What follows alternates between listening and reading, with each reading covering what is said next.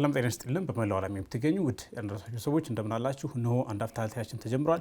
በቅድሚያ በዛሬው አንዳፍታ ታልታይ የምንመለከታቸውን ጉዳዮች እናስቃኛችሁ። ዋናው ጉዳያችን የፋኖ ኃይሎች ከሰሞኑ አደባባይ እየወጣ ሰጣ ገባ ውስጥ ገብተዋል። እንግዲህ በአንዳንድ አካባቢዎችም እርስ በርስ መመታታት መጀመራቸውን የሚያመላክቱ መረጃዎች ከራሳቸው በኩል በአደባባይ እየተነገረ ነው፣ እየወጣ ነው። በእነ እስክንድር በኩል የተሰለፉት የፋኖ ክንፎች በመንግስት የህወሓት ተላላኪ ናቸው ብሎ የፈረጃቸውን ወይም የዘመቻ አንድነትን በጋራ ያወጁትን እየከሰሱ ነው። እነዛኞቹም እንግዲህ እነ እስክንድር ጋር ያሉትን በተመሳሳይ ሁኔታ እርስ በርስ እየተወነጃጀሉ ነው የሚገኙት።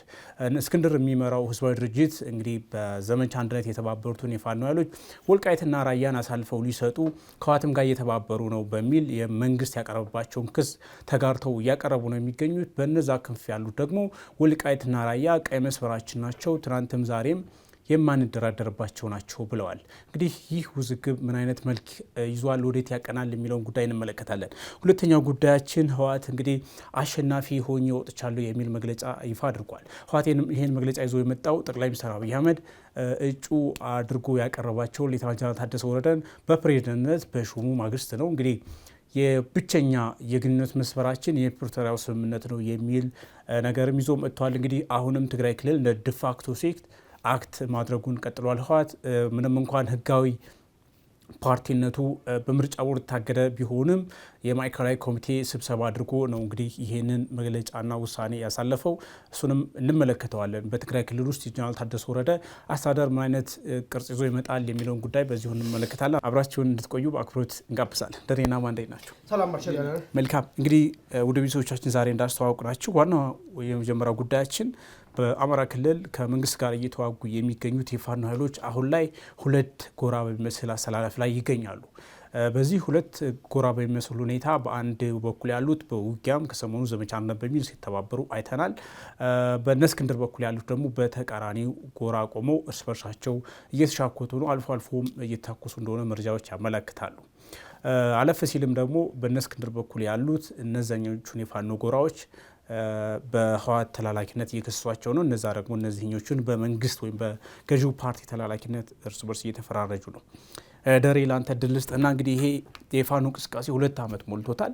በዚህ 2 ዓመት ውስጥ አንድ ወጥ አደረጃጀት አልፈጠሩም። እሱ ብቻ አይደለም፣ ወደ ሁለት ጎራ መጥተው እርስ በርስ የመሻኮት የመመታታት እንቅስቃሴ ውስጥ ገብተዋልና እንዴት ትመለከተዋል አሁን ያሉበት ሁኔታ? እሺ፣ አመሰግናለሁ መርሻ።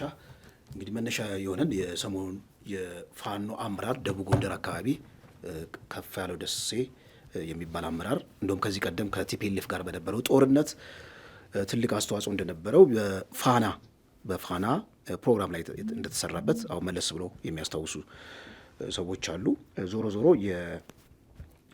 የፋኖ አደረጃጀትን በተመለከተ እንዳልከው ኢቮሉሽኑ በምን ደረጃ ላይ ደረሰ የሚለው ነገር አንዳንዶች እንደውም ካለው አደረጃጀት አንጻር ከግራስሩት በጣም ከተበተነ አደረጃጀት አንጻር ቀስ በቀስ ቅርጽ እየያዘ አሁን ሁለት መስመር የያዙ የፖለቲካ አደረጃጀቶች ወይም ወታደራዊ አደረጃጀቶች እንዳሉ መታየቱ እድገቱን ያሳያል የሚሉ አሉ። ሌሎች ደግሞ ስቲል አሁንም ጎልቶ ነጥሮ የወጣ ነገር የለም። ሽኩቻው እርስ በርስ ሽኩቻው ኢቭን ሳይበር ላይ በሳይበር ደረጃም እየተመለከትን ነው የሚል ነገር ነው። ዞሮ ዞሮ አሁን ዋናው መነሻችን የሚሆነው እንግዲህ የሰሞኑ ክስተት ነው።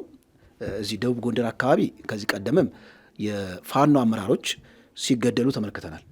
ውባንተ የሚባል የደቡብ ጎንደር አካባቢ እንዲሁ የፋኖ አመራር፣ ከዛ በኋላ ደግሞ ኮሎኔል ታደሰ እሱ እንዲሁም በመንግስት ነው፣ መንግስት ራሱ መግለጫ ወጥቶበታል።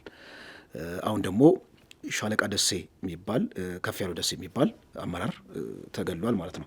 ስለዚህ በጣም በተለየ መልኩ ከሌሎች አካባቢዎች እዚህ ደቡብ ጎንደር አካባቢ አመራሮች ሲገደሉ ትመለከታለን። ይህ የሚያሳየው ምንድን ነው? አፋድ የሚባለው የነ እስክንድር አደረጃጀትና በነዘመነ በነምሬ ዙሪያ ያለው ይሄ ዘመቻ አንድነት ብለው ያወጁት የእነሱ አደረጃጀት ጉልህ ያለው ልዩነት የመጫወቻ የመታገያ ሜዳ እዛ ላይ እንዳለ ትመለከታለህ ማለት ነው። የደቡብ ጎንደር አካባቢ ሳይበር ላይም ያሉት ሳይበር ላይ የአፋድ ደጋፊዎች በአብዛኛው ስተመለከታቸው ከደቡብ ጎንደር አካባቢ የወጡ ተወላጆች ናቸው። ስለዚህ ዋናው የአፋድና የነዚህ የነዘመነ የነምሬ የዘመቻ አንድነት ብለው ያወጁት አደረጃጀት የትግል ሜዳ ደቡብ ጎንደር አካባቢ እንደሆነ ትመለከታለህ ማለት ነው። ይሄ አንድ መነሻ ነው። እዚሁ ጋር እንግዲህ የሚካሰሱበትን ነጥብ ማንሳት አይ ቲንክ ተገቢ ይመስለኛል። ሁለቱም አሁን የነ እስክንድር አለ ተብሎ የወጣው በዜና መልክ የወጣው ሲሽከረከር ያየ ነው በዚህ በማህበራዊ ሚዲያ ላይ የነ እዚህ ጎንደር አካባቢ ከአፋድ ውጭ ያሉት አደረጃጀቶች ለቲፒኤልኤፍ ስስ ልብ ያላቸው እንደውም በጋራ እንሰራለን አብረን እንሰራለን ያሉ ጽንፈኛ ኃይሎች ነው ራሱ የሚለው። እንደውም ፋኖች አይልም። ልክ አሁን መንግስት ዘመቻ በሚያደርግበት ጊዜ አማራ ክልል ፋኖ የሚለውን አድሬስ አያደርግም። ጽንፈኛ ኃይሎች ላይ እርምጃ ወሰድን ብሎ ነው የሚገልጸው ማለት ነው። እና እስክንድርም ቃል በቃል ጽንፈኛ ኃይሎች ከጀርባ አመራራችንን መሪያችንን ወጉብን፣ እነዚህ ኃይሎች በግልጽ ማለት ነው ከሻዕቢያና ከቲፒኤልኤፍ ጋር እንሰራለን ብለው አውጀዋል ብሎ አስቀምጧል። ምናልባት ይህ እንደመነሻ ሊሆን የሚችለው በቅርቡ ጀነራል ተፈራ በአንድ የመረጃ አውታር ወጥተው እንደየአስፈላጊነቱ ከሻዕቢያና ከህወሓት ጋር የምንሰራበት ወይም ደግሞ ከሰሜን ኃይሎች ጋር የምንሰራበት ከትግራይ ኃይሎችና ከሻዕቢያ ጋር የምንሰራበት አማራጭ ዝግ አይደለም ብለው ያስቀመጡትን እንደ ፖይንት ኦፍ ሪፈረንስ ወስደው ፖለቲሳይዝ አድርገውት በተለያየ ነገር ይሄኛውን ቡድን ሲያጠቁበት ተመልክተናል። ለዚህኛው ደግሞ ግብረ መልስ የሰጠ ደግሞ አመራር አለ ሳሙኤል የሚባል ያው የነ እስክንድር ተቃራኒ የሆነው የጎንደር አደረጃጀት ወታደራዊ አዛዥ ነው። እሱ የሚያስቀምጠው ምንድን ነው? ሁለቱም መንግስትም አፋድም የሚከሰን ከቲፒኤልኤፍ ጋር ቅርርብ አላቸው የሚል ነው። ይሄ የሚያሳየው የሁለቱን አንድነት ነው። አንድነት ከዚህ ቀደም ብልጽግና በነ ጀነራል ምግበ የሚመራ የፋኖ አደረጃጀት ብሎ በአደባባይ ተናግሯል። አሁን ደግሞ የነ እስክንድር ደግሞ ከቲፒኤልኤፍ ጋር ቅርርብ ያላቸው የፋኖ ኃይሎች የሚል ነገር ነው እና ሁለቱም አንድ አይነት የፖለቲካ አሰላለፍ እንዳላቸው ያሳያል ብሎ አስቀምጧል። በሁለተኛ ደግሞ የተቀመጠው እንግዲህ እኛ የወልቃይት ጉዳይ ቀይ መስመራችን ነው፣ ምንደራደርበት አይደለም፣ የትግል የተነሳንበትም ነው። ስለ ወልቃይት ከኛ በላይ ቅርብ የሆነ የለም። ስለዚህ በዛ ላይ የሚደራደር የትኛውም የፋኖ አደረጃጀት የለም፣ ካለም ራሱ ይመታል ብሏል። እዚህ ጋር እንግዲህ ሲሪየስሊ የምትመለከተው ሁለቱም ኃይሎች የፖለቲካ ነጥብ ስኮር ለማድረግ ነው እንጂ መሬት ላይ ያለው ሪያሊቲ ላይ ያለው ነገር በትክክል እየሄደ ነው ወይ ብለን እንድጠይቅ ያደርጋል። አሁን ደግሞ አፈትልኮ ወጣ የተባለው አሁን ብዙዎቻችን ጥርጣሬ የሚያጭርብን ምንድን ነው? በመረጃ አውታር በዚህ በሶሻል ሚዲያ የሚለቀቁትን በድምፅ የተቀነባበሩ ሀሳቦች አንዳንዴ ኤአይ ናቸው እንላለን። በኤአይ ሊሆን ይችላል ወይም ክሎን ተደርጎ ነው ይላሉ። ድምፁ ተሰርቶ በአስፈላጊነቱ ማለት ነው መረጃውን በደንብ አቀናብሮ መልቀቅ ይቻላል የሚል ነገር ነው። አይ ትክክለኛ የነ አፋድ አቋም ነው። ምክንያቱም አፋድ ከዚህ ቀደም ዳውንት አካባቢ ደቡብ ወሎ አካባቢ ድርድር አድርጎ ነበር እና ምንም አዲስ ነገር አይደለም የሚል ነገር ነው። ይሄ የወጣው መረጃ ከብልጽግና ቁንጮ ሹማምንት አንዱ አቶ አብዱ የሚባሉት የአማራ ክልል ከፋኖ ከአፋድ አመራር ጋር የስልክ ልውውጥ እያደረገ ነው። ድርድር ማድረግ አለብን፣ በሰላማዊ መንገድ መፍታት አለብን፣ ይሄ ነገር በሚስጥር ይያዝ የሚል ነገር ነው እና ይህንን መረጃ ከተለቀቀ በኋላ አንዳንዶች እንደውም ጀነራል ተፈራ ከዚህ ቀደም የተናገሩትን እንደ አዲስ እየለቀቁት ነው። ምንድነው ጀነራል ተፈራ ምን ብለው ነበረ? የሽምቅ ውጊያው ስለከበዳቸው የእነ እስክንድር አደረጃጀት ከመንግስት ጋር መነጋገር መደራደር ይፈልጋሉ የሚል ነገር አስቀምጦ ነበር እና ያንን ነገር የበለጠ አንደር ላይ ማድረግ ይቻላል፣ በዛ መልኩ ማስኬድ ይቻላል። የአፋድ የሚባለው አደረጃጀት የፖለቲካ ስልጣን ካገኘ በጓሮ በር ከትግል ሜዳ መራቁ የማይቀር ነው የሚለው የነ ጀነራል ተፈራ የነ ዘመነ ክስ እሱን አይ ቲንክ የበለጠ ውሃ እንዲቋጥር ለማድረግ ይሄኛውን እንደ ሪፈረንስ እየቆጠሩት ነው የሚል ነገር ነው። ዞሮ ዞሮ መካሰሱ እንዳለ ሆኖ አሁን ወልቃይትን በተመለከተ እንግዲህ በነዚህ በነ ሳሚያ አደረጃጀት የበላይ ጠባቂ የሚባሉት ትልልቅ የፋኖ አመራሮች ናቸው። እነ ሰፈር መለሰ፣ እነ ሻለቃ መሳፍንት እነዚህን ስትመለከታቸው በወልቃይት ጉዳይ እንደው ይደራደራሉ ብለህ መጠርጠር ትንሽ ሪዲኩለስ ነው ማለት ሊሆን የሚችል አይደለም። ምክንያቱም እነዚህ ሰዎች እዛ አካባቢ ቅርበት ስላላቸውና ስሜቱን ስለሚያውቁት በወልቃይት ጉዳይ እና ከቲፒኤልኤፍ ጋርም የመረረ ጥላቻ እንዳላቸው ይታወቃል እና በህወሓት መክሰስ ሎጂካል አይመስለኝም። ይሄኛውም የነ ሳሚም ደግሞ የነ እስክንድርን በብልጽግና መክሰሱ ከብልጽግና ጋር ሊያገናኛቸው የሚችለውን ወሽመጥ ባሰበው ሊመጣልኝ አልቻለም። ምናልባት እንደ ምክንያት ሊወስዱ የቻሉት ድርድርን በተመለከተ ከዚህ ቀደም በጓሮ በር ስለተነጋገሩ አሁን ደግሞ አፈትልኮ የወጣ ድምፅ ስላለ ይህን እንደ ሪፈረንስ ወይም ደግሞ ልክ እንደ ማሳመኛ የሚወስዱበት ሁኔታ ሊሆን ይችላል። ዞሮ ማለት ይህን እንደ ማሳመኛ። አሁን ከዚህ አንጻር የሚነሳ አንድ ነገር አለ። መንግስት ዘመቻ አንድነት በጋራ ውጀናል ያሉትን የፋኖ ክንፎች የህወሓት ተላላኪ ወልቃይትን አሳልፈው ሊሰጡ ምናምን የሚል መግለጫ ወጥቶባቸዋል። እንደዛ አይነት ካወጣ በኋላ በእነ እስክንድር ጎራ ያሉትም በይፋዊ መግለጫም አመራሮቹ እንግዲህ ሶሻል ሚዲያ ላይ ሲናገሩ እንደምንሰማው ከሆነ ያንን የመንግስትን ክስ ተጋርተው ነው በቀጥታ የተላላኪ ናቸው ተላላኪ ናቸው ወልቃይትና ራያን አሳልፈው ሊሰጡ ነው የሚሏቸውና በዛ ጎራ ያሉት ደግሞ ይሄንን መንግስት ያለውን ነገር ተቀብለው ከተጋሩ እነሱ ከመንግስት የተለዩ አይደለም የሚል መከራከሪያ ሲያቀርቡ አያለው በደጋፊዎቻቸው በኩልና እሱ እንዴት ነው የምታየው? የእነ እስክንድርን አደረጃጀት ወይም አፋድ የተባለውን የሚደግፉ ሳይበር ላይ ያሉት ሰዎች ባህር ማዶ ያሉ ሰዎች ስትመለከታቸው አንድ 3-4ቱን በደንብ እነዚህ ገናናውን የወጡት ከዚህ ቀደም በጣም ከብአዴን ጋር ከፍተኛ የሆነ ቁርኝት ያላቸው እና ከመንግስት ጋር ያላቸው ቅርርብ ከፍተኛ እንደሆነ ይታመናል እና ምናልባት እነሱን እንደ ምክንያት ወስደው እነዚህ ሰዎች እንግዲህ ለአፋድ በጣም ጥብቅ የሆነ መከራከሪያ ሀሳቦች ያመጣሉ። ለአፋድ ጥብቅና ይቆማሉ በሳይበር ማለት ነው። ስለዚህ እነዚህ ሰዎች ከዚህ ቀደም የብአዴን ወኪል ነበሩ እና የብአዴን ወኪልነታቸውን እስካልተው ድረስ አሁንም ብአዴን በአፋድ አማካኝነት የሚፈልገውን የፖለቲካ አደረጃጀት እየሰራ ነው እና ሰርጎ እያስገባ ነው ብለው ያስቀምጣሉ። ከዚህ አንጻር የተወሰነ እንደው አመክንዮ የሚመስል ነገር አለ። እሱ ብቻ አይደለም። በነገራችን አመራሮቹ ለምሳሌ እስክንድር የሚመራው ህዝባዊ ድርጅት ከሰሞኑ ከጎንደር አካባቢ ከተገደለው አመራር ጋር በተገናኘ መግለጫ ወጥቷል። እዛ ላይ የህወሓት ተላላኪ ይላል ቃል በቃል መግለጫው ላይ ማለት ነው። መግለጫው ስትመለከትና እስክንድር ደግሞ አሁን መልስ የሰጠው ስትመለከት ከመንግስት ጋር የመናበብ ነገር አለው።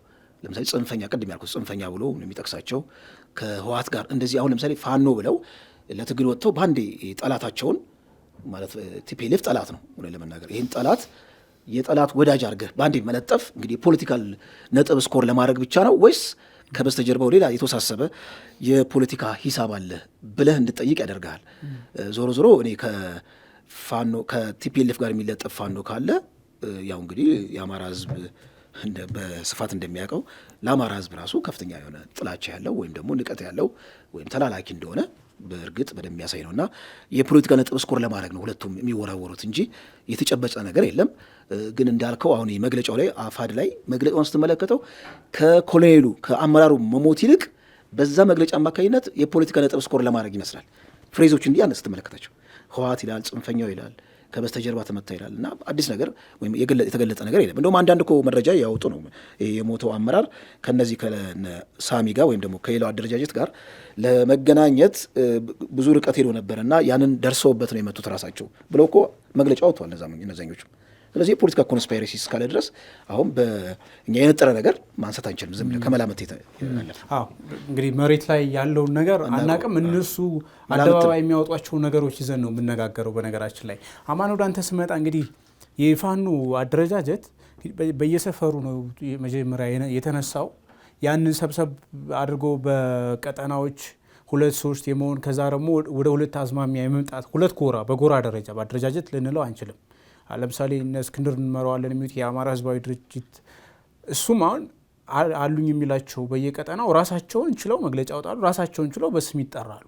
አሁን ወጥ የሆነ አደረጃጀት ነው ለማለት አንችልም። በዛኛዎቹ ጎራም ያሉትም ውጊያዎችን አብረው ቢያከናውኑም አንድ ድርጅት የፈጠሩበት ሁኔታ አናይም። ዞሮ ዞሮ 2 ጎራ የጎራ ልዩነቶች 2 የሚመስሉ ነገር አይተናል። የአደረጃጀቱ ጉዳይ አሁንም እንደተበተነ ነው። በዚህ የ2 ጎራ አሰላለፍ ላይ በጣም የከረረ አንዱን የመወንጀሉ ጉዳይ ከፍ እያለ መጥቷል። ከፍ ማለቱ ብቻ አይደለም። አንዱ የአንዱ ለምሳሌ መንግስት ነው ጠላታችን ከመንግስት ጋር ነው የምንዋጋው ነበር የሚሉት አሁን ደግሞ ከሰሞኑ በተለይ ከአመራሩ ግድያ ጋር ተገናኘ የጎንደሮቹም አካባቢዎች እነ እስክንድርን በዋናው ያወጡት መግለጫ ስንመለከት እንዋጋቸዋለን፣ ወታደራዊ እርምጃ እንወስዳለን፣ ዋና ጠላቶቻችን ናቸው የሚል ነገር እየመጣ ነው። በነዛ በኩልም ጠላቶቻችን ናቸው ጠላፊዎች ናቸው የሚል ነገር እያየን ነውና ምን እየተካሄደ ነው? ምንድን ነው የሚታይ እዚህ ጋር? መልካም መርሻ እስቲ 1-2 ነጥቦችን መጀመሪያ ላይ አንሳና ምንድን ነው ይሄን አሁን የመጣውን ውጤት ያመጣው?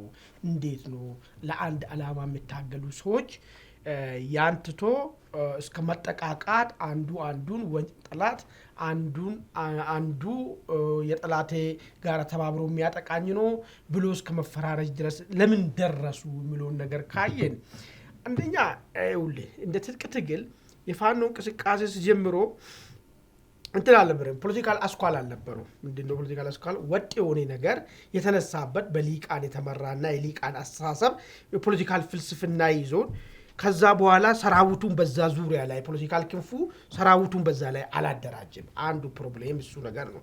እዛም እዚህም ሁሉም በገባው ልክ የተነሳ ለትግሉ ስለገባ አንድ የሆነ ማሰሩ ቋጠሮ የሚሆን ነጥብ አለመኖሩ አንዱ ፕሮብሌም ይመስለኛል። ሁለተኛ ከየት ወዴት የሚለው ጉዳይን በደንብ የተቀመጠ ነገር አይመስለኝም። እኔ አሁን ከየት ወዴት የሚለው ነገር ምንድነው? አማራን የህልውና አደጋ ገጥሞታል። አማራን ከህልውና አደጋ ከታደግነው በኋላ ምንድነው የሚሆነው የሚለው ነገር ዌል ዲፋይንድ የሆነ ነገር የለም። ወይስ አማራ ደሴት አይደለም፣ ከሌላ ኢትዮጵያኖች የጣፋንታ የተለየ ጣፋንታ የለውም። ስለዚህ ኢትዮጵያ በአጠቃላይ የህልውና አደጋ ገጥሞታል። ስለዚህ ኢትዮጵያን ነፃ እናውጣለን ስሉም አልሰማንም ማለት ነው። ስለዚህ ወጥነት የሆነና ከየት ተነሳን እዚህ እንደርሳለን። ይሄን ነገር ደግሞ ሁሉም ሰራዊት ውስጥ ያሉት ኃይሎች የተገነዘቡ ነገር ያለ ነገር መሆኑም አንዱ አወዛጋቢ ነው። ምንም እንኳን የተወሰነ ጊዜ መነሻችን አማራ ነው፣ መዳረሻችን ኢትዮጵያ፣ መነሻችን አማራ ነው፣ መዳረሻችን አማራ ነው የሚል ነገር ውዝግብ እያነሳም የቆየም ቢሆንም ማለት ነው። ሌላኛውና በጣም መሰረታዊ ጉዳይ ማን ነው ለዚህ ለምናደርገው ትግል ወዳጁ፣ ማን ነው ጠላቱ? ከማን ጋር ነው ስትራቴጂክ የሆነ ትብብር ልናደርግ የምንችለው? ከማን ጋር ነው በፍጹም እኛ እንደ ውሃና ዘይት ልንቀላቀሉ ማንችለው የሚለው ነገር በደንብ አድርጎ ያስቀመጡበት በሰነድ ነገር የለውም ማለት ነው። ይሄ አሁን ምንም ፈጠረ? ሁለቱ ቡድኖች ጎላ ብሎ የመጡት እንግዲህ ምንም የማይካድ ነገር አይደለም፣ በነዘመኔና በነስኬንደር መካከል ነው። የነስኬንደር የሆነ ድርጅት አፋድ የሚባል ድርጅት አቋቁሟል። በዚህኛው በኩል ያለው ድርጅት አላቋቋሙም። ነገር ግን ጦርነቶችን በጋራ እያደረግን ነው ሲሉ ሰማለን በሚዲያ ላይ ማለት ነው። አሁን ሁለቱ ጎራ መካከል ወደ አንድ መምጣቱ ትልቁ የአንበሳውን ድርሻ ወስዶ የፐርሰናል ኢጎዎች አንዱ ነው። ለምን የዓላማ ብዘረዘርና ቅድም ያለው ነገር ብኖራቸውና ኦኬ ወደ አንድ እንዳንመጣ የሚገድበን እኛ የምንታገልለት ዓላማ ይሄ ነው፣ በትክክል ይሄንን እናንተ የምታገሉት ይሄ ነው፣ ይሄን ኮምፕሮማይዝ ማድረግ ስለማንችል ወደ አንድ መምጣት አንችልም የሚልበትን በትክክለኝነት ይሄ ዝም ብሎ መንተሳውን ያስቀመጡትና መግባባት አልቻልንበትም የሚሉት ነገር ስለሌለ ምንድነው የሚሆነው ማለት ነው? ወደ አንድ መምጣቱ ጉዳይ የፐርሰናል ኢጎ ነው የሚሆነው ማለት ነው። እኔ መሪ ካልሆንኩ አንድም ድርጅትም አይኖርም፣ እኔ መሪ ካልሆንኩ የሚል ነገር ቡድኖች መካከል የተፈጠረ ነገር ነው ማለት ነው። አሁን ይሄ ነገር እንግዲህ የገፋ መጣና አንዱን ጠላት ብሎ እስከ መፈረጅ ድረስ ደረሰ። which is እንግዲህ እነዚህ ኃይሎች ጠላታችን ነው የህልውና አደጋን አማራ ላይ ጋርጧል ብሎ የሚያስቀምጡት መንግስትን ነው። አሁን አንደኛው ቡድን የህልውና አደጋን አማራ ላይ አምጥቷል ካለው ከመንግስት ጋር አፋድ የሚባለው ተባብሮ እየሰራ ነው የሚል ፍረጃ አስቀምጧል። አፋድ የሚባለው ነስኬደር ቡድን ደግሞ ዘመነን የለም እነዚህ ሰዎች በጣም መሰረታዊ የሆነው አማራ ላይ ህልውና አደጋ እንዲመጣ ያደረገው ይሄን ሁሉ መዓት አማራ እንዲቀበል ያደረገው አሁንም የመዓቱ ቀጣይነት እንዲሆን ያደረገው የቲፒኤልኤፍ አስተሳሰብና ቲፒኤልኤፍ የሚባል ኃይል ነው። ስለዚህ እነዚህ ሰዎች ሄዶ ከቲፒኤልኤፍ ጋር ተባበሩ። አንድ የተቆረጠች ሰምተናል በማህበራዊ ሚዲያ ላይ የምትሄዱ ከጠላቶቻችን ጋር እያለ ማለት ነው። ከዚህ በፊትም ወጥቶ እንሰራለን ጀነራል ተፈራ ከዚህ በፊት ያወሩ በፊት ለፊት ማለት እንደ አስፈላጊነቱ ከህወሓትና ከኤርትራ ጋር እንሰለፋለን እነሱን ህልውና አደጋ ገጥሟቸዋል ስላሉ ማለት እስኬንደር ወጣና ይኸውና ብሎን እኮ ነበረ። አሁንም እያደረጉት ያለው ከጠላት ስንቅና ትጥቅንም ጭምር ነው ብሎ ስንቅና ትጥቅንም ጭምር ከጠላት እየተቀበሉ ነው ያሉት ከህወሓት ነው ብሎ በዚህኛው በኩል ያለው ቡድን ደግሞ የህልውና አደጋ ጋርጦበታል ብለን ከምንዋጋው መንግስት ኃይል ጋራ ተባብሯል ነው ብሎ አሁን እስቲ ሁለቱን ነገሮችን እናውጣና ምናልባት ህወሓትና እንደተባለ አንደኛው ቡድን እንደሚለው ህወሓትና ፋኖ የነዘመነ ክንፍ ፋኖ አብሮ ሊሰራ የሚችልበት ሁኔታ አለ ወይ? አፋድና እነስኬንደርና ብልጽግና አብሮ ሊሰሩበት የሚችልበት ሁኔታ አለ ወይ? እሱ ላይ ብንነጋገር ነው መልካም ይመስለኝ። ለምን ኦልሬዲ ነገሩ እነዚህ ሁለቱ ነገሮች ወደ ችግር ገብተዋል። ችግሩን ስብራቱን ሰፍቷል። አንዱ የአንዱ መሪ እስከ መግደል ድረስ ሄደዋል። ነገር ግን ባይዞ ቅድም ሲገለጽ ነበር የዚህ ከፋለው የሚባለው ነው የተገደለው። አንድም ሰው ወጥቶ እኛ አልገደልነው የሚል ነገር መልስ ሰጥቷል ወይ በዛኛው ወገን ወደ እኛ ላክ ካል የሚል ነገር ነው ተሰጥቷል አይደል? በእነ ሳሙኤል በኩል የተሰጠው መግለጫ ላይ ማለት እንጂ ይሄም ጓዳችን ነው በመገደሉ አዝነናል የገደለው ሰው በእኛ ወገንም አይደለም ይሄ እዛው እናንተ ጋር ጣሩ ሲባልም አልተሰማም በዛኛው ወገን ማለት ነው። ይሄንን አሁን እዚህ ጋር ምንድነው የምንረዳ ማለት ነው ሁለቱም ባትል ፊልድ እየተፈላለጉ ነው እንጂ ለመጠቃቃት ዝግጆች ሆነዋል። ለዚህ ደግሞ ሁለት የተመረጠ ቦታ ሸዋና ጎንደር ነው። ለምን ሄትሮጂኒየስ የሆነ ኃይል ስላለ አንጻራዊ ማለት ነው። ጎጃም ውስጥ ብትሄድ ኦልሬዲ የነዘመኔ ብቻ ኃይል ስለሆነ ለመጠቃቃቱም የሚያመች ነገር አይመስለኝም። ኦኬ ይሄን ካል በኋላ ውሃ እስቲ ከንትራ ልጀምርልህ ከውሃትና ከነዘመኔ አብረው ሊሰሩ የሚችልበት መንገድ ለምሳሌ ሳሙኤል የሚባለው እዚህ ጎንደር ውስጥ የሚንቀሳቀሱ የነዘመኔ ጋር አብረው ተባብረው ከሚሰሩት አንዱ ምንድነው ያነሳው ወልቃይትን ሰጥቷል ይሉናል። ወልቃይት የአማራ አጽመ ርስት ነው። በወልቃይት ጉዳይ ላይ አንደራደርም፣ ቀይ መስመራችን ነው። አሁን ይኸውልህ ስለ ወልቃይት ነው እየነገረን ያለው። ከዋድ ጋር ድርድሩ የሚሆነው ስለ ወልቃይት ነው የሚሆነው ወይስ ከዋድ ጋር ለመስራት ቢወስኑ ድርድሩ ስለምንድን ነው የሚሆነው የሚለው ነገር ነው መታየት ያለበት።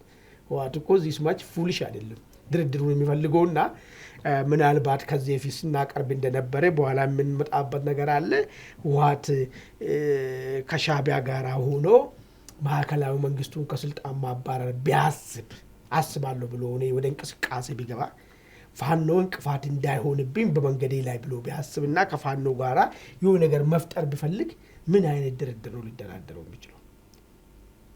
ወልቃይት ራያ ምናምን ጠለምት የሚለውን ድርድር ውስጥ ነው የሚገባው ወይስ ድርድሩ ዋናው ብሮደር የሚሆኑ ነገር ሄደን ፌደራል መንግስቱን ከስልጣን እናባረው? ዋናው ፌደራል መንግስት እናንተም ጠላት ነው እኛም ጠላት ነው፣ ሌላ ጉዳዮቻችን ከዛ በኋላ ምን ፈጥሮ ፖለቲካል ኦርደሮች የሚመልሱት ነው ብሎ ነው ሊያታል የሚችል።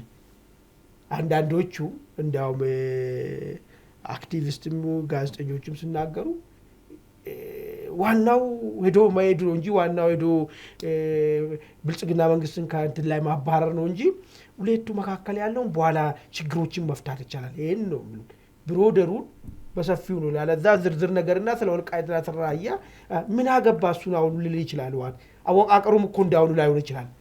ስለዚህ ይሄን አይደለም የምናወራው። ልጁ አሁን እዚህ ጋር ነው አንድ ነጥብ ያዝኩት ስለ ወልቃይት ብቻ ለምን ስፔሲፊካሊ ይነሳል? ቅድም እንዳልኩ እዚህ ጋር ከማን ጋር ነው የምንደራደረው? ከማን ጋር ነው በፍጹም ልንደራደር የማንችለው? ማን ነው መሰረታዊ ጠላታችን? የጠላትነቱ መሰረት ደግሞ እንዴት ነው የሚለው ነገር ትንተና ተካሂዷል ወይ? ዋት ወልቃይትን ስለያዘ ነው? ወልቃይትን ስለሚፈልግ ነው? ከአማራ ኃይል ጋር ማይግባባ? ራያን ስለሚፈልግ ነው ከአማራ ኃይል ጋር ማይግባባው? ጠለምትን ስለሚጠይቅ ነው ከአማራ ኃይል ጋር ማይግባባ?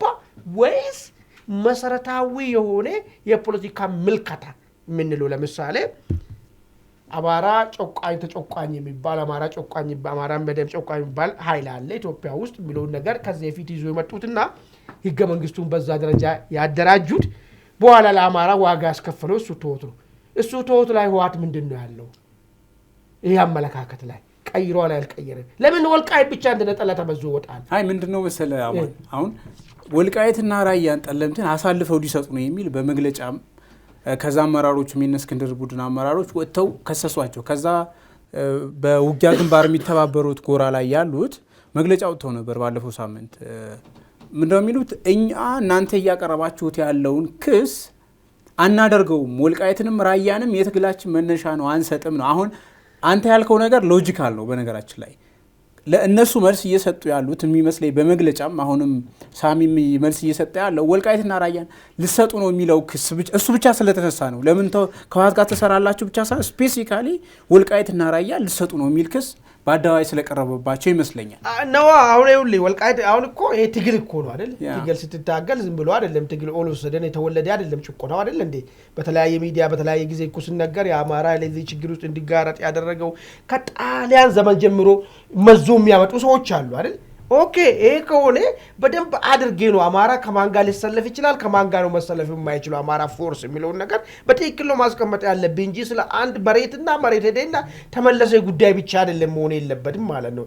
ለምንድን ነው በዛ ደረጃ ወልቃይትን ሰጥቶ ተቀበለ ምናምን ነገር ሳይሆን ህወሓትን በተመለከተ የጸና አቋማቸውን ለምን አያወጡም? አሁን እኮ እንዴት ወልቃይት ልትሰጥ ነው? እኔ እኮ ወልቃይት አይደለም ህወሓት ጋራ ፖለቲካችን አንዱ ትልቁ መነሻ እንዳው ህወሓት ይዞ የመጣ ጉዳይ ነው። የህወሓት አስተሳሰብ እስካለ ድረስ እኛ አደጋን ይሄን የሉና አደጋው አይቀለበስም።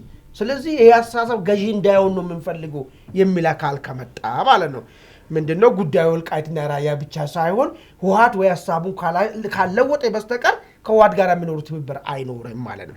በአፋድ በኩል ልምጣለን። እንግዲህ አሁን ፖለቲካውን እየወሰነ ያለው የህወሓት በህይወት መኖሩ ነው። የህወሓት በህይወት መኖር ህወሓት ባይኖር ኖሮና አንጻራዊ ከመንግስት ቀጥሎ ሌላኛው ብሎክ ሆኖ መቀመጥ ባይችል ኖሮ ህወሓት ምናልባት እነዚህ የፋኖ ኃይሎች መካከል ራሱ ማለት ነው ጫውታው የግለሰብ ብቻ ነው የሚሆነው። ልክ መጀመሪያ እንደነበር ታስታውሳለህ።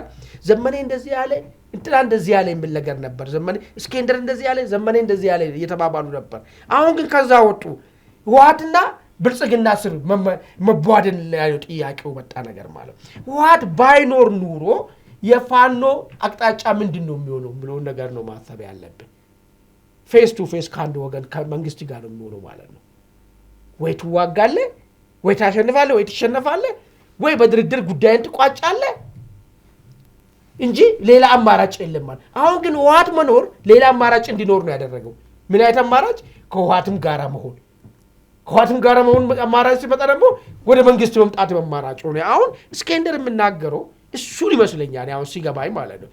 ወደ ከመንግስት ጋር በድርድር ለመግባት መደላድር ሲያዘጋጅ ምንድነው ያለው? ከጠላቶቻችን ጋር አብሯል አለ። ይሄን ደግሞ በፍጹም እንትን ልምንልበት ነገር ጉዳዩ ወዴት ወሰደው ማለት ነው። እሱ ትጥቅ ትግል ከመጀመሩም በፊት በኖረው በኢትዮጵያ ፖለቲካ ውስጥ በአማራ ፖለቲከኝነትን በኖረበት ዘመን ጀምሮ ህወሓት የሚባል ሲሪየስ የአማራ ጠላት ነው የሚለውን ነገር ያዘና ኦኬ እዴማ ህወሓት ጋር የምትሰለፍ ከሆነ እኔ መንግስት ጋር ገባለሁ የሚል ነገር አቋም ወደ መያዝ መጣ ማለት ነው። አይ ህወሓት መኖር እንዴት አድርጎ እንትኑ እንዳደረገው ማለት ነው። እሱን ነው አሁን አፋድ እንግዲህ የሆነች ቪዲዮ ሰምተናል። እኚህ ሰውዬን እንኳን ድምጻቸውን አላቅም አብዱ ነው የሚባሉት ያርጋም ክትል ናቸው። እኔ ስለማላቅ ነው እንጂ እኔ ችግር የለብኝም። ባቅ ኖሮ ኤአይ ነው ካረጋገጠ ጆሮ አረጋገጠ ነው እኔ ጉዳይ ማለት ነው። እቺኛው ኤአይ ቶን አቱን አላቅም። ግን ድርድር መጀመራቸው ድርድሩ ላይ ምንድነው ብለው እንግዲህ ድምጹ ድርድር ሳይሆን ድርድር ለመጀመር የንግግር ሂደት ነው እንደዛ ነው የሚያስረዳው። ድምጿ ትክክለኛ ከሆነች ምንድነው የምትለው? ድምጿ እዛ በምናውቀው መንገድ በኩል እኔ ተወክያለሁ ምናውቀው ማለት ነው። ፌደራል ደረጃ ላይ ሆነ የተነጋገሩ ነገር አለ። የአማራ ክልሉን ጉዳይ ደግሞ አንድ እንዲያረጉ ደግሞ እኚህ ሰውዬና በአፋድ በኩል ደግሞ ያ ተቀመጠው ሰውዬ ንግግር እንዲያደርጉ እንዲገናኙ እንዲያወሩ ያን በመናውቀው መንገድ ነው ሪፖርት እየጠበቁ ነው ከላይ ነው እያለ ያለው ነገር ማለት። ስለዚህ የአፋድ ከመንግስት ጋር የመነጋገሩ ጉዳይ ቁርጥ የሆነ እየመጣ ነው ማለት ነው። ቁርጥ የሆነ እየመጣ ነው።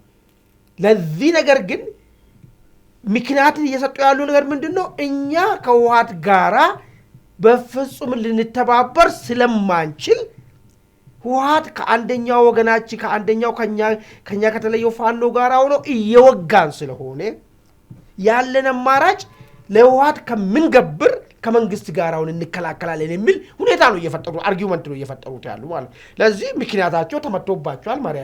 መሪያችንን ተመቷል። እሱ በነገራችን ላይ እኮ አሁን በተለይ ጎንደርና ሸዋ ላይ እኮ ይሄን ራሳቸው በሁለቱም ክንፍ ያሉት ማህበራዊ ሚዲያቸው ላይ ያሉት የሚናገሩት ነው። እየተታኮሱ ነው። በነገራችን ከተታኮስክ ከሁለቱም ትሞታለህ። ያ ነው አሁን የገጠማቸው። አየ ግን መሪ ለይቴ መምታት የተደራጀ ነገር ገጥመህ መሪ ነው ተራባል ነው ትላለህ አይደለም መሪ እኮ ዝም ብሎ እየተሳኮስ ከሆነ መሪ ዝም ብሎ አይመታም መሪ እንደመሰለ በምን ታውቃለህ መሪ መሆን አለመሆን ውጊያ ውስጥ ፍለታ አይዋጋም መሪ እኮ ከጦር በጣም በርቀት ቦታ ነው የሚቆመው እንደዛ መሪማ የሚዋጋ ቢሆን ኖሮ ስንቱ መሪዎች በወደቁ እንጂ ጥይቱን የማይሰሙ መሪዎች ማለት ነው ሌላ እነሱ በጣም በርቀት ላይ ነው ቁጭ የሚሉት ማለት ነው ስለዚህ ሰውዬ መሪ መተመቶባቸዋል ምን ያህል ተገዝግዞ እንደተከዱና ከዚህ በኋላ ሊሆን የሚችለው ነገር እልቂት ስለሚሆን ከእልቂቱም ደግሞ አደገኛ ውድቀት ስለሚሆንባቸው ይሄ ከመሆኑ በፊት በሆነ በር በማርያም በር መውጣት አለብን የሚል አቋም ያዙ ነገር ይመስለኛል እሱ ነገር ነው የሚታየኝ ካልሆነ ግን ይሄ አፋዳው ወደ ብልጽግና ተደራድሮ የሆነ ጥቅም አግኝቶ የሆነ ጥያቄዎቹን አቅርቦ የሆነ ጥያቄዎቹ የተወሰነ መልስ አግኝቶ ገባል ይበል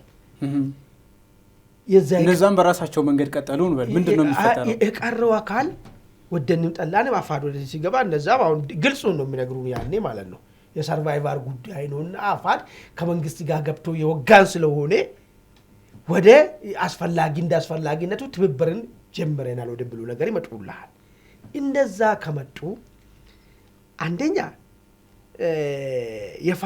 የፋኖ ተቀባይነት በአማራ ዘንድ ምን አይነት ነገር ይፈጠራል ለምን ብዙ ትንተናዎች ስለሚሰጡ ከዛ በኋላ ዋንስ ከቲፒኤልኤፍ ጋራ ተባብሯል የሚለው ቃል ብቻ ምን አይነት ዋጋ ሊያስከፍል ይችላል የሚል ነገርን መታሰብ መቻል አለበት ብቻቸውንስ ሊቆሙ የሚችሉበት ሁኔታ ይፈጠራል ወይ ባይዞ ይሄ በጣም መሰረታዊ ነገር ነው አንዳንድ ሰዎች ምን ይላሉ ፋኖ በዚህ በኩል መንግስትን እየወጋ በዚህ በኩል ቲፒኤልኤፍን እየወጋ ይቀጥላል ይላል ይሄ ሊሆን የሚችል ነገር አይደለም የግድ ይሄ ነገር የሚፈጠር ከሆነ ወደ አንዱ መጠጋቲ የማይቀር ጉዳይ ነው ሰርቫይቫል እንደማንጻራዊ ፖለቲካ ነው በቃ እኮ ሌላ ነገር እኮ የለውም እኮ ስለዚህ ወደ ያኛው የቀረው ፋኖ ወደ ውሃድ ቢለጥ ቢጠጋ በህዝቡ ዘንድ ያለው ተቀባይነት ምንድነው የሚገጥመው አንድ በጣም መሰረታዊ መታየት ያለበት ነገር ማለት ነው የታሰበ ውጤትስ ሊያመጣ ይችላል ወይ የሚለው ነገርም በጣም ማጤኑ አስፈላጊ ይመስለኛል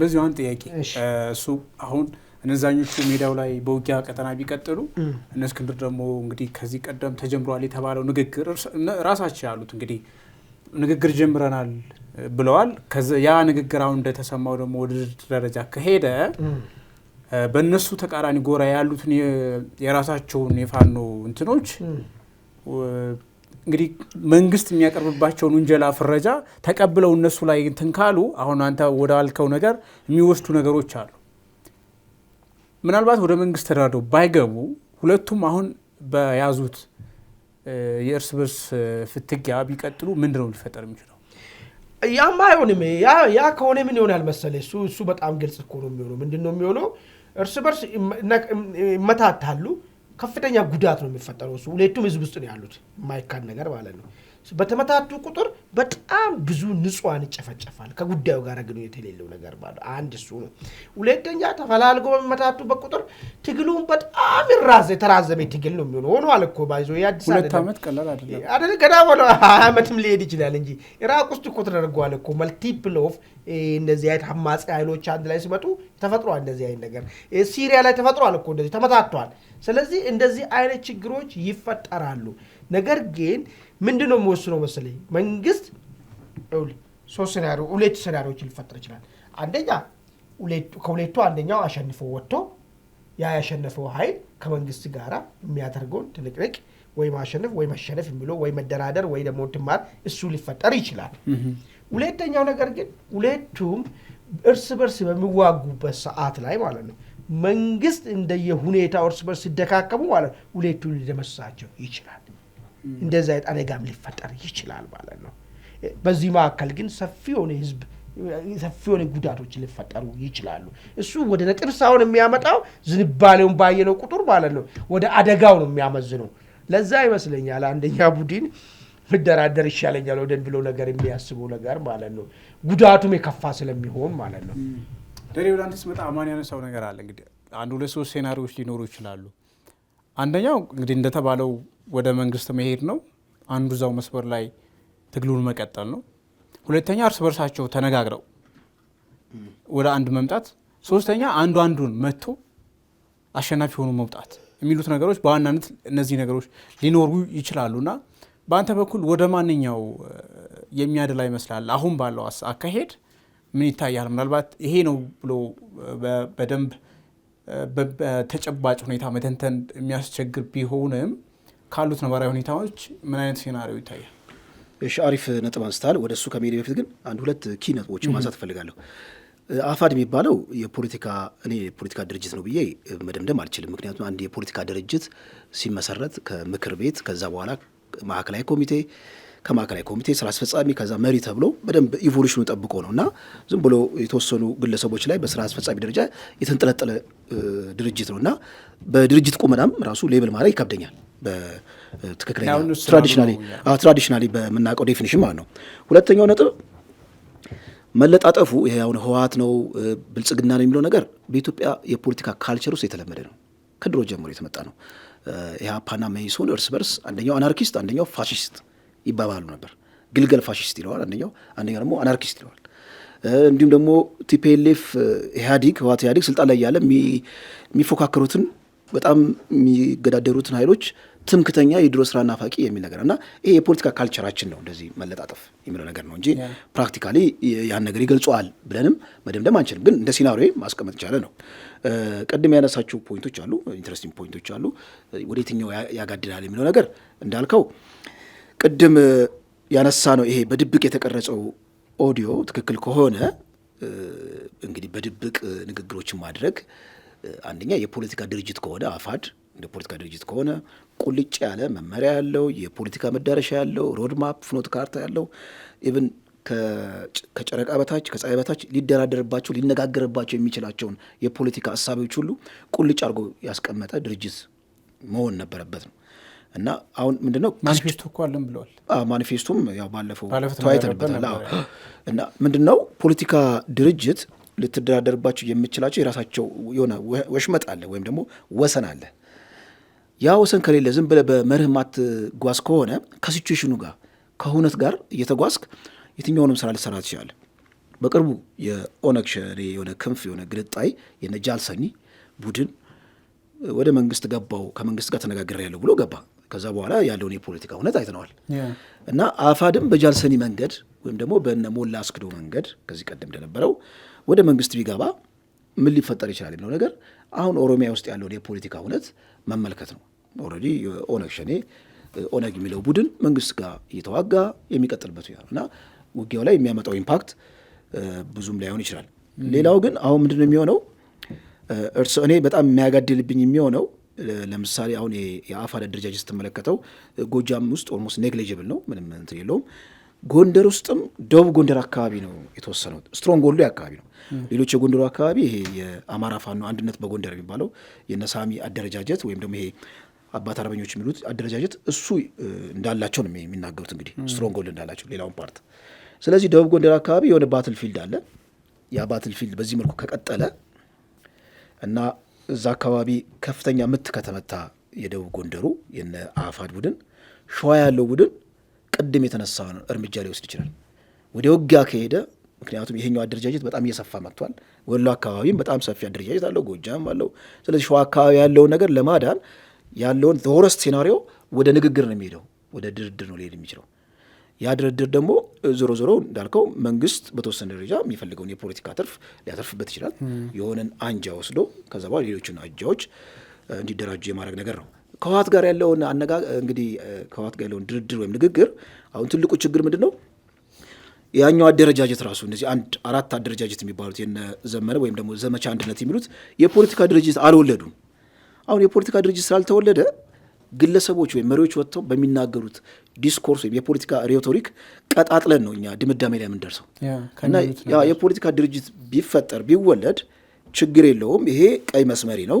ከዚህ ባሻገር ግን እንደየአስፈላጊነቱ ታክቲካል አሊያንስ፣ ስትራቴጂክ አሊያንስ ሳይሆን ታክቲካል አሊያንስ ልፈጥር እችላለሁ ከየትኛውም ኃይል ጋር የሚለው ነገር አሳማኝ ሊሆን ይችላል። ማለት ኢቭን ታክቲካል አሊያንስ ፈጠርን የሚለው ድርጅት ስለሆነ ስራ አስፈጻሚው አምኖበት በስራ አስፈጻሚ ደረጃ የተወሰነና ወደ አደባባይ የሚወጣ ሁኔታ ይሆን ነበር። አሁን ግለሰቦች ናቸው እንግዲህ እየወጡ የሚናገሩት እና እነዚህ ግለሰቦች በሚናገሩት ሁነት ያኛውን አደረጃጀት በሙሉ ሌብል ማድረግም ይከብዳል። ምክንያቱም የፖለቲካ ድርጅት አይደለም የተለያዩ ክንፎች ነው ያሉት ማለት ነው። እና ሲቹዌሽኑ እኔም ሊያመራ የሚችለው እንዳልኩ ባትል ፊልዱ የደቡብ ጎንደር አካባቢ ይሆናል። ከዛ ደግሞ ሸዋ አካባቢ ያለው ከመንግስት ጋር ለመነጋገር ውሳኔ ላይ ሊደርስ ይችላል የሚል ነገር ያሳያል። መልካም አማን ለአንተን ጥያቄ ላንሳ። ኢትዮጵያ ውስጥ ባለው ውስጥ 4-5 ዓመታት ያየነው ነገር በተለይ በመንግስት በኩል ፖለቲካ ፓርቲዎች ለሁለት ይሰነጠቃሉ። አንዱን ይይዛል፣ ስልጣንም ይሰጠዋል፣ ይነጋገራሉ። የታጠቁ ኃይሎችም ልክ እንደዚሁ አንዱን ይይዛል። ለምሳሌ ኦነግ ላይ አይተናል። አብንም ላይ እንደዛ አይነት ነገሮች እያየን ነው። ኦብነግም አሁን ከሰሞኑ የምናየው ህወሓትም ላይ እንደዛ አይነት ነገር እያየን ነው። የተወሰነው ክንፍ መቀሌ ያለ፣ የተወሰነው ደግሞ ወደ አዲስ አበባ መጥቶ በአማካሪነት ነጌታቸው እነ ፕሮፌሰር ክንደያ ሹመት እየተሰጣቸውን ያየን ያለ ነው። በፋኖም ውስጥ ይሄንን ነጥሎ የኦሮሞ ነጻነት ሰራዊት ውስጥ ያየነውን የነ ጃልሰኝን ስቦ እንደተዳደረው ይሄንን ቻንስ የመጠቀም ሁኔታው እንዴት ታየዋል? ጥሩ። ወደዛ ከመምጣት በፊት ደረጃ ያነሳው ነገር ላይ አንድ ነገር እናንሳ። በተለይ የጃልሰኝ መግባት አይን ነገር ተደርጎ አሁን የፋኖ በዛ ደረጃ ሊቀመጥ ይችላል ወይ? ለምን ዋና ቅድም ያነሳውን ነገር አለ። አሁን ትልቁ አስቸጋሪ የሆነው ነገር ህወሓት የሚባል ነገር አለ። እዛ ጋር ኦኔጋ ህወሓት አንዱ ዲተርሚናንት አይደለም። ለምን ሁሉም ኦኔግ ሰራዊቶች ከህወሓት ጋራ መሪያቸው ጭምር ወጥቶ ከዚህ በፊት ያኔ የፌዴራል መንግስትና እንትን ጦርነት ማዕከል በተደረገበት ጊዜ ተባባሪ እንደሆኑ ምናምን ነገር ምናምን ሲያወራ ነበር። ልዩነት ያለው አካል የለውም ህወሓትን በተመለከተ ማለት ነው። አሁን ግን እዚህኛው ክልል ላይ ግን ያለው ህወሓትን በተመለከተ ነው ህወሓትን በተመለከተ ልዩነት ያላቸው ልዩነት አይደለም፣ እንዳውም የጸና አቋም ያላቸው ናቸው። ሁሉም ራሱ ወደ ህወሓት ራሱ ትብብር የሚሄዱ ከሆነ በጣም ብዙ ወንዝ ተሻግሮ የሚሄዱ ናቸው። ስለዚህ ዝም ብሎ እንደነ ጃልሰኝ ብቻ ተደርጎ ይታያል ወይ? ለምን አንዱ መሰረታዊ ነገር ምንድን ነው? በፖለቲካ ተገፍተው ለምሳሌ አፋድ ከመንግስት ጋር ቢገባ አፋድ ሰራዊት እኮ ይዋጋል እኮ በቃ ሚሊሻው ነው ተዋጋ ማለት እኮ ሌላ ነገር እኮ የለውም እኮ። የፖለቲክስ እኮ በቃ የመንግስት ትጥቅና ስንቅ ወስዶ እንዳለ ዙሮ ቀሪውን ከነሱ ውጭ የሆነው አካሄዱ ልክ አይደለም ብሎ ጥሎ ወደ መንግስት ለመግባት የወሰኑትን ኃይሎችን ወደ ምን ጠራ ይሄዳሉ ማለት ነው። ስለዚህ ይሄም ቀለል አድርገን ከዛኛው አንጻር ብቻ ባናየው መልካም ይመስለኛል የሚለው አንጻር ነው ለማየት ነው። ሌላኛው ነጥብ ቅድም ማንስቼ ነበር። መሪዎችን ለይቶ መምታት ምንድን ነው የሚያመጣው? ሉክ ሰፊው ሰራዊት ብዙም አይደለም እንግዲህ መሪው ነው አይደል? መሪ ጋር ያለውን ነገር ለድርድር ማመችም ከሆነ ወይ አንተ ወደምትፈልገው ነገር ማምጣትም ካልፈ እሱ መሪውን ቢካለ መሪው ከተነሳ እኮ ምናልባት ቀሪው በቃ እኛ ዱሮ ማንዴ ጋር አቋም አይደል ያለ ነው ምን ችግር አለው አብረን ለምን አንታገል የሚል ነገርም ተዚህ አይነት ነገር ሊታሰብ ይችላል ተብሎ ነው። ይሄ ጫውታ ሌላ ቦታዎች ላይ ሊደገሙ ይችላሉ። መሪው ከተመታ በቀላሉ ሰራዊቱን ወደ ራሳችን ልንቀላቅለው እንችላለን የሚልም ካልኩሌሽን ያለው ይመስለኛል። ይሄ የጸና አቋም ያዘውና ነው እኛና እናንተ አንድ መሆን አንችልም ከናንተ ጋር የሚለውን የከረረ አቋም ያዘው መሪዎችን እየፈለክ ከምትመታ ከሆነ ቀጣይ ሌላውን ምን ችግር አለ ወንድማችሁ አይደለም ወይ ተቀላቅለን ለምን አንታገልም እኛ ዱሮም ሰዎች ናችሁ እንጂ ያለያየን በሚል ፈሊጥ ተቀለል ላይ ልዩነቱ ያለው ከላይ ምንድነው አንተ ያልከው በአመራር ደረጃ ነው። እሱ ነው ታዲያ ለዛ እና መሪዎች ተለይተው በመታታቸው አሁን ይሄኛው አንደኛው ክንፍ የያዘው ስትራቴጂ ነው ማለት ነው። በቃ ሌላ ጦርነት ምናምን ውስጥ ከምንገባ ለምን የተከፈለው መስዋዕትነት ከፍለን መሪዎችን እየመታን ከዛ በኋላ ሰራዊቱ ምርኮ ወደ ራሳችን በቃ ወደ ራሳችን እንዴት ተያይዘን አንድም የሚል ነገር ነው። ይሄ ነገር ደግሞ እርስ በርስ የሚመታቱት እንደዛ እንዳትል በሁለቱም በኩል ነው የሚመታቱት እኮ ነገራችን ላይ አው አይ የሰማነው የኛው ስለሆነ ነው የሰማነው በመሪ ደረጃ ተገደለ የኛው ነው ሰማነው እንጂማ መሪዎችም ማንሰማለን። ዮሐንስ የሚባለው እኮ ያፒአር ነበር ልጅም ጦርነት ላይ ሞተ ተብሏል እኮ እሱ ከመንግስት ጋር ነው ተው በዛ ደረጃ ጦርነት ላይ ሆኖ አዋጊ እኔ ባይዞ ሶሪ ሰራዊቱ ካልተበተነ በስተቀር ሰራዊቱ ካልተደመሰሰ በስተቀር የኢዝ መሪ ነኝ የክፍለ ጦር መሪ ነኝ እያልክ ማለት ነው ጦርነት ላይ ሞት የሚለውን ነገር ነው ብዙ እሱን አልገዛውም እኔ ለምን ማልገዛራ ሙሉ ለሙሉ ጦሩን ካልተደመሰሰ በስተቀር ማለት ነው። ለምን አንድ ሰራዊት እኮ ትልቁ እንትኑ እኮ መሪውን ይዞ መውጣት እኮ ነው ትልቁ ስራው ማለት ነው። መሪውን መታደግ ነው ትልቁ ስራው ማለት ነው። የተከፈለው መስዋዕትነት ከፍለው መሪን ይዘው ይወጣል። ግን ጦሩ እንዳለ ከተበተነ ከተደመሰሰ አመራሩ የሚተርፍ ነገር የለውም። ወደ አንተ ጥያቄ ልምጣል እንትን በለኝና ማለት ነው ማለት ምን አነሳውት ነው መንግስት አሁን እያየን ያለው በፖለቲካ ፓርቲ ክንፍም ወደ ሁለት ይሰነጠቃሉ። አንዱን ክንፍ ይዝና ወይ ስልጣን ይዛል ወይ ይነጋገራል። በታጠቁ ኃይሎችም እንደዛ አይነት ነገር እያየ ነው። ለምሳሌ ኦነግ ላይ ያየ ነው እሱ ነው። በፖለቲካ መስበሩም በትጥቅ ትግሉም ስቧል። በፖለቲካ እነ ቀጀላ መርዳሳ ስልጣን ሰጥቷል። እነ ዳውድ ኢብሳ እንግዲህ የቁም እስረኛ ሆነናል ሲሉ ነው የከረሙት። በትጥቅ ትግል ደግሞ እነ ጃልመሮ እዛው ጫካ ናቸው። እነ ጃልሰኝ ገብተዋል። አሁን ከሰሞኑ የሶማሌው ኦብነግን እያየን ያለ ነው። እንደዛ ፋኖ ላይ ያለ ነገር ቢያደርግ መንግስት ያንን አሁን አንዱን ክንፍ ስቦ የማምጣት ሁኔታ ሊጠቀም ይችላል። እና እሱ ምን ውጤት ያመጣል የሚለው ነገር ጥያቄ ነው ጠይቀው ሊጠቀምበት ይችላል። እሱ ማራዘሚያ ነው። ከዚህ በፊት እኮ ቲፒኤልኤፍ ማለት ነው ብዙ ጊዜ የኦነግ ግንጣይ ያመጣ ነበር። ኬንያ እያለም ያመጣ ነበር። ከኤርትራም እነ ሞላ አስገዶምን አምጥቶ ነበር። በተለያየ ጊዜ የአርበኞች ግንቦት 7 የሆነች ነገር ጨልፎ ወስዶ አምጥቶ ነበር። ይመጣል እንደዚህ አይነት ነገር የተለመደ ነገር ነው። ይሄ ግን ትግሉን አቆመው ወይ ካልክ አይቆም ትግሉ ኤክሰፕት ጥቅላይ ከኔው ካልወሰድኩ በስተቀር ማለት ነው። ስለዚህ እቺ ማራዘሚያና ጊዜያዊ ምንድነው የሚባለው ማስታገሻ ታውቃለህ? ማስታገሻ መርፌ ነች እቺ ማለት ነው እንጂ መሰረታዊ ለውጡን አያመጣም። አሁን እነ እስኬንደር ቢገቡም አልኮ ቅድም እኮ ምንድነው የሚያመጣ ማለት ነው። ለዛኛውም ጥሉ መደላደል ነው የሚያስቀምጥለት። ለነ እስኬንደር መግባትን እንደ ጀስቲፊኬሽን ተጠቅሞ ማለት ነው ማዘዣውን መቀሌ ሊያደርግ ይችላል። ምናልባት መቀሌ ያለው ጉዳይ አሁን እንዴት ነው የሚሄደው የሚለው ነገር ግን አናቆም። እሱም በኋላ እንመጣበታለን። እንደ ጀስቲፊኬሽን ነው የሚጠቀምበት ማለት ነው። እንደዚህ ሆኖ ሊያጠቁ ስለሆነ ያለ አማራጭ ይሄ ነው ስትራቴጂካሊ ወደሚለው ነገር ይመጣል እንጂ በአንዴ የሚደርቅ ነገር የሚፈጠር ነገር የለም። የሚደርቀው ነገር ምን ሲሆን ነው በጄኑን ሆነ ድርድር ተካሂዶ ዝም ብሎ መንግስትም እጅ ስጥ ምናምን በል ምናምን ብሎ ነገር ትቶ በዛ በኩልም ጫካ ያሉት እኔ እንትና አለቃ እንትና ነግሮኛል ነጋሽ ነኝ እኔ ምንክስ ነኝ እኔ ምንም ድርድር የሚባል ነገር የለም አሸንፌ ነው የሚገባው የሚለው ነገር ትቶ በትክክል የህዝቡ ጥያቄ ላይ ተደራድሮ ህዝቡ መልስ ሰጥቶ ህዝቡ ተጨባጭ ባይሉ ሊያይ የሚችለው እነዚህ እኮ ዝም ብሎ እንጀራ ሰጣቸው እኮ ዝም ብሎ አይደለም የሆነ ነገር እኮ ጥያቄ አምሮ ውስጥ አስቀምጦ ይሄንን መልስ አግኝቻለሁ የሚለው ነገር ይሄ ስጋት ችግር የለውም ይፈታል ተብሎ የምታይ ነገር በጣም አይ ቲንክ ያኔ ነገሩ የሚፈታ ነገር ይመስለኛል። አመሰግናለሁ አማን። ወደ ቢሶቻችን ወደ ሁለተኛ ጉዳያችን እንገባለን። ሁለተኛ ጉዳያችን እንግዲህ ህወሓት በእጩነት ያቀረባቸው ፕሬዝዳንት ታደሰ ወረደ ከተሾሙ በኋላ መግለጫ ወጥቷል።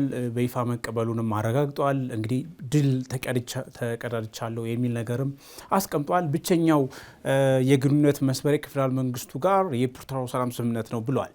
በዚህ በኩል ደግሞ ጀነራሉ ወደ መቀሌ ያቀኑት 4 ኪሎ ላይ 8 ነጥቦች አሉ። ቲፒኤልኤፍ ሊቀበላቸው አይችሉም ተብለው ትንተና እየተሰጠባቸው ያሉ ነጥቦችን ተቀብለው ነው።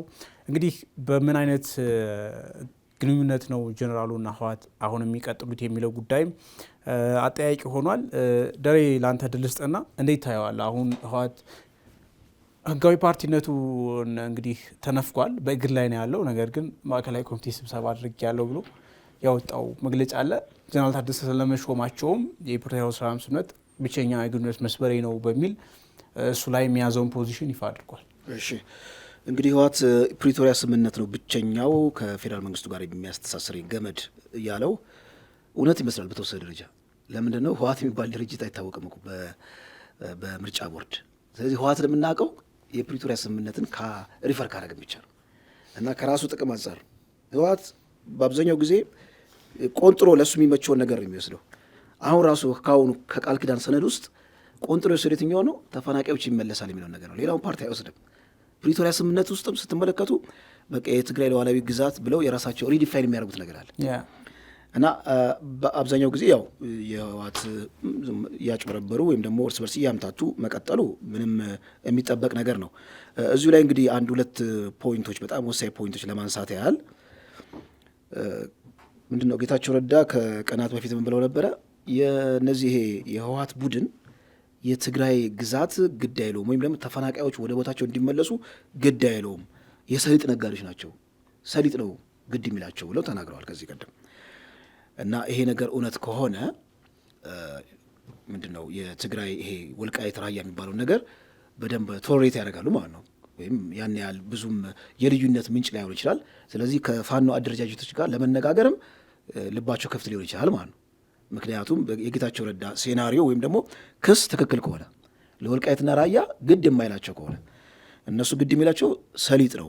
የትግራይ ግዛት ግድ ያላቸው መሬቱን ይፈልጉታል እኮ ነው። ለሰሊጥ ንግድ የመሬቱም ልዩነት እኮ አንዱ ለንግድ ነው እንጂ ከትግራይ ግዛት አንጻር አይደለም ያን ኮንሲደር የሚያደርጉት ከኢኮኖሚ ተጠቃሚነት አንጻር ነው ብለው አስቀምጠዋል። እሺ ይህን ሀሳብ ትክክል ነው ካለን ኦኬ የሆነ ታክቲካል አሊያንስ ሊፈጥሩ ይችላሉ የሚል ነገር አንድ ሴናሪዮ እናስቀምጥ። ሁለተኛ ገብሩ አስራት ያስቀመጡት ነገር አለ ኢንተረስቲንግ ፖይንት። አሁን በትግራይ ክልል ያለው አደረጃጀት አሁን የታደሰ ወረደ ፖለቲካውን መቆጣጠር ስለማይችል ወታደራዊ የሆነ አገዛዝ ነው የሚሆነው። ከዚህ ቀደም የነ ጌታቸው ረዳ ቡድን በፖለቲካው ረገድ አንጻራዊ የሆነ ስራ ሰርቷል። ወታደራዊውን ክንፍ መቆጣጠር ስላልቻለ ወድቋል። ይሄ ደግሞ የአሁኑ ደግሞ ቡድን የታደሰ ወረደ ፖለቲካው ስለሚከብደው ሙሉ ለሙሉ በወታደራዊ ኃይል ያደርገዋል የትግራይን ክልል የሚል ነገር አስቀምጧል። አሁንም መዋጥ የሚከብደው አጥንት የተፈናቃዮችና ይሄ ሉዓላዊ ግዛት ብለው የሚናገሩት ነገር ነው። ይህንም ልክ እንደ መስፈርት አስቀምጠዋል። መጀመሪያ ልክ እንደ ዋርኒንግ ያስቀመጡት እነ ቲፒኤልኤፍም ይህንን ነው። ይሄ ጉዳይ የምንደራደርበት አይደለም፣ አድሬስ እናደርገዋለን። እንዲሁም ባለድል እንደሆኑ የተናገሩት የጌታቸው ረዳ ወደ 4 ኪሎ መምጣቱ በጣም የእነሱ ድል እንደሆነና የፌዴራል መንግስቱን ጫናውስ አሳድረው እነሱ ባንዳ ብለው ሶኮልድ ባንዳ ብለው እነሱ ሌብል ያደረጉትን የጊዜ አስተዳደሩን አሸንፈው ትግራይን ሙሉ ለሙሉ መቋጠራቸው ልክ እንደ ድል አድርገውታል። ይሄ የቲፒኤልኤፍ ተፈጥሮ ነው። ቲፒኤልኤፍ ያለ ሞኖፖሊ ሊኖር የማይችል ነው። ቶለራንስ የሌለው ነው።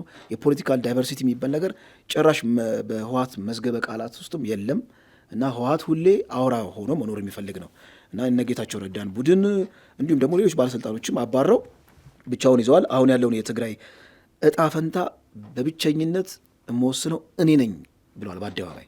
እነዚህ የፖለቲካ አንዳንድ ተቃዋሚ የሚባሉ አሉ። አክቹዋሊ ተቃዋሚ አትላቸውም፣ ያው የቲፒኤልኤፍ ሌላ ቅጥያ ናቸው። የቲፒኤልኤፍ በጣም ዞረስት ቨርዥን ኦፍ ቲፒኤልኤፍ ናቸው እነዚህ ተቃዋሚ የሚባሉት ትግራይ ውስጥ ያሉት።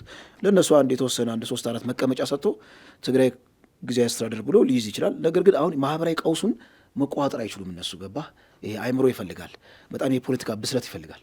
እነሱ ደግሞ ክፍት አይደሉም ለዚህ ለቴክኖክራቱ ክፍት ስላልሆኑ ሁሉም ነገር ኮንትሮል ስለሚያደርጉት ክራይሲሱ እየተባባሰ ነው የሚሄደው ትግራይ ውስጥ ያለው ክራይሲስ እና ምን ያደርጋሉ? ወደ ወታደራዊ እርምጃ፣ ወታደራዊ ጉዳዮችን፣ የኃይል እርምጃዎችን እነሱን ያስባሉ። እንደውም ገብሩ አስራት ጦርነቱ ሊፈነዳ እንደሚችል ፕሬዲክት አድርገዋል። ከዚህ ቀደም አቶ ለቱም እንደዚህ ብለዋል፣ ጦርነት ይፈነዳል ብለዋል። መልካም አማን ራንተ ስመጣ እንግዲህ ህወሓት ቅድሚያ የሚሰጣቸው ነገሮች የትግራይ በወረራ ተይዘዋል ያላቸው ቃል በቃል ቦታዎችን ነጻ ማውጣት፣ ተፈናቃዮችን መመለስ፣ የትግራይ ተወላጆችን ወደ ቀድሞ ፌዴራል መንግስት ውክልና መመለስ የሚሉት ነገሮች ናቸው። ይሄን ያሉት ደብረጽዮን ናቸው። ጀነራል ታደሰን በተቀበሉበት መድረክ ላይ ነው ይሄን የተናገሩት። አሁን መግለጫውም ድል ተቀዳጅተናል የሚል ነው። ነጌታቸው እንግዲህ ወደ 4 ኪሎ በአማካሪነት ደረጃ በመሸኘታቸው ነው ድሉ ወይስ ደግሞ ጀነራሉን በእጩነት አቅርበው ተቀብለዋቸው ስለዚህ እዚህ ጋር ከኛ ተቃራኒ የሆነውን አካል ሸኝተናል፣ እዚህ ጋር የፈለግነውን አድርገን ጊዜ መግዣ የሚለውን ነገር በአግባቡ እንጠቀምበታለን ከሚል ስሌት ነው ወይ ምንድን ነው የሚታይ? ጥሩ ድል ያሉት ምንድን ነው? አይተህ ከሆነ በባለፈ ጌታቸውን በሚንቀሳቀስበት ሰዓት የደብረጽዮን ክንፍን በሚንቀሳቀስበት ሰዓት በጣም ሲግኒፊካንት የሆነው ነምበር ኦፍ ትግራይ ህዝብ ማለት ነው የጌታቸውን ሀሳብ ደግፎ እነዚህን ሰዎችን ተቃውሞ ብዙ ነገሮችን ሲያደርግ ነበር። ምንድን ነው ያሉት? አሁን የሚገርም ነገር ጊዜያዊ አስተዳደሩ በክደት ኃይል እጅ ነበረ፣ ከክደት ኃይል እጅ ቀምተናል፣ ስለዚህ ድል ተቀናጅተናል አሉ። ጌታቸው መሄዱ ነው አይደለም ድሉ። እነሱ እዚህ ያለውን ህዝብ ልክ ከዚያ በፊት እነሱ እንደሚሉት ነገር አለ አይደል? በቃ ህወሓት ከተባለ ሁሉም የሚደግፈው፣ ህወሓት ከተባለ ሁሉም ቅዱስ ነው ብሎ እንዲወስዶ፣ ህወሓት ያለው ነገር ሁሉ ልክ ከፈጣሪ እንደተባለ አይን ነገር እውነት ተብሎ እንዲወሰድ። ነገር ግን በመሀል ጌታቸው ደጋፊዎች እነዚህ ሰዎች መወገድ አለባቸው ብሎ ሰልፍ ወጥተዋል። ተቃውሞ አቅርቦባቸዋል። እንቅስቃሴዎች ተጀምረዋል። ስለዚህ እዚህ ላይ ድል አድርጌ መልሰን ህዝቡን ከራሳችን ጋር መስመር ውስጥ ከተነዋል የሚል ነው ድል ማለት የፈለጉት ነገር ማለት ነው። ምናልባት የዛን ተቃውሞና እናንተ አትመለከቱ እናንተ አትወክሉንም የሚል ፍላጎት ያላቸው ሰዎች ካሉ ተስፋችሁን ቁረጡ። እንደዚህ አይነት አስተሳሰብ አይስተናገድም። በትግራይ ምድር ላይ የሚስተናገደው ህወሓትና የህወሓት ሀሳብ ብቻ ነው የሚለውን ነገር ሊያሰምሩና ተስፋ ለማስቆረጥ ህዝቡን ለውጥ የሚፈልገውን አካል ተስፋ ለማስቆረጥ አስቦ ያመጡት ነገር ነች። እቺ ድል ያሉት ማለት 10 ጊዜ እንጂ ድልማ እንዳልሆነ በብዙ ነገር እኛ ባለፈም አንስተን ተገልጸናል። ብዙ ሚዲያዎች ላይም ተገልጿል። ኢቨን የራሳቸው አባላትና ደጋፊዎች ውጪ ያሉትም ተናግረዋል ማለት ያቃሉ ማለት። ነገር ግን እነሱ ይሄን እያወቁ ድል የሚሏት ነገር ለነዛ ከዚህ በፊት የጌታቸው ደጋፊ የነበሩት ሰዎችን ተሸንፋችኋል፣ ወደ ቀድሞ ውሃ ተራካችሁ ተመለሱ፣ እሱ ብቻ ነው መንገዱ የሚለውን ነገር ለመግለጽ ፈልጎ ነው። ሁለተኛ በጣም ያሳቀኝ ነገር እንግዲህ ጀነራል ታደሰ አሁን እዛ እንደ ዶክተር ደብረጽዮን እንደሚሉት አይደለም። ስራ ተሰጥቶት ነው ሄዶ ይሄን እጄ እሰራለሁ ብሎ ነው ሄዶ ምን የመጀመሪያ ደረጃ ላይ ተፈናቃዮቹ ወደ ቀያቸው መመለስ የሚለውን ነገር ነው። ዶክተር ደብረጽዮን ደግሞ ሲያነብ ምንድነው ያለው? ግዛት ነጻ እየተሰቃዩ ያሉ ወገኖቻችንን ነጻ ማውጣት። ማን ነው የተሰቃየ ያለው ወገን? የት ነው የተሰቃየ ያለው ወገን? ሉክ ከዛ በፊት ደግሞ ምንድነው ብሎ የትግራይን ትግል በሰላማዊ መንገድ ብቻ ነው የምንከተለው። የሰላማዊ ትግል የትግራይን ፍላጎት ለማስከበር የሰላማዊ ትግል ብቻ ነው የምንከተለው ነው የሚለው። እዚህ ጋር ደግሞ ወረድ ብሎ ደግሞ ነጻ እናውጣለን፣ ዛሬም በባርነት ያሉ ኃይሎች አሉ የኛ ወገኖች የሚል ነገር መጣ። ሰላማዊ ትግል ነጻ አውጪዎች ሁሉ ጊዜ የሚታወቁት በብረትና በደም ነው። በዚህ በኩል በሰላማዊ ትግል ነው የምንታገለው ይላል፣ በዚህ በኩል ደግሞ ነጻ የምናወጣቸው ህዝባችን አሉ። ነጻ አውጪነታችን ምን ሁለቱ ራሱ አይጋጭም ወይ? አንዱ መጀመሪያ እሱን ታል። ሁለተኛው ነገር ጀነራል ታደሰ ፈርሞ ሄዶ ተፈናቃይን ወደ መጀመሪያ እጅ ያስመልሳለሁ ነው ያለው። እነሱ ግን እያሉ ያሉት እዛ ሌላ ቦታ ግዛት ውስጥ የገቡትና የኛ ሰዎች በስቃይ ውስጥ ያሉትን ወደ ትግራይ ግዛታዊ አንድነት መልሳለን ነው የሚሉት። ኦኬ ይሄ ከሆነ አሁን ጀነራል ታደሰ ተቀብሎ ሄደው ነው የሚተገብረው ወይስ ህወሓት እዛ እያለ ያለውን ነገር ነው የሚተገበረው ነው? ጀነራል ታደሰ አይ ህወሓት ያለውን ተቀብዬ ተገብራለሁ ካለ ከፌዴራል መንግስት ጋራ ምን አይግኝቶ የሚፈጠረው? አይ ፈርሜ የመጣሁትን ነገር ተገብራለሁ ካለ ከህወሓት በኩል ምን አይ ችግር ነው የሚገጥመው? ለዚህ ነው ብዙ ሰዎች የጀነራል ታደሰ ጉዳይ አደገኛ ሁኔታ ነው ተብሎ እንዲያስቀምጡበት ማለት ነው። ኦኬ ህወሓት ያለው ነገር ከሆነ በቃ ወዴት እንመለሳለን መሰለኝ? ልክ ከጦርነቱ በፊት የነበረው ምርጫ ቦርድ ያቋቁመ ምርጫ ያደረገው ጊዜ ነበር አለ። ወደዛ ነው የምንመለሰው ማለት ነው። አሁን ተከራካሪ የሌለው እንዳውም ጌታቸው መለስ ሄድል ነበር እንኳን ሀሳቡንም ከፌዴራል ነገርም ለማዳመጥ ከዛም ለማዳመጥ ኮምፕሮማይዝ ለማድረግ ይሞክራል። አሁን ግን ጫፉን በጣም ሩቅ ነው ያለው። ጫፉ እነዚህ ሰዎች ግዛታችንን እንመልሳለን ነው እያሉ ያሉት። ጀነራል ታደሰ ደግሞ ተልኮ ሄደው እዛ ሸራ ውስጥ ቁጭ አርጋችሁ አፍናችሁ ያስቀምጣችሁትን ዜጎችን ወሰዱ ወደ ቀያቸው እየተባሉ ነው ያሉት። ይሄ ሁለቱ ነገር ሊገናኝ የሚችል ነገር አይደለም እያሉት ያሉ እነሱ እስከናስተዳደሩ እስከነመዋቅሩ እንድና ወደዚህ እንመልሳለን የሚለውን ነገር ወደዚህ የት እንቅስቃሴ ከሄዱ እሱ ምንድነው የሚያመጣው? አሁን ያስተላልፉ ልዩነት ምን ይዞ ይመጣል?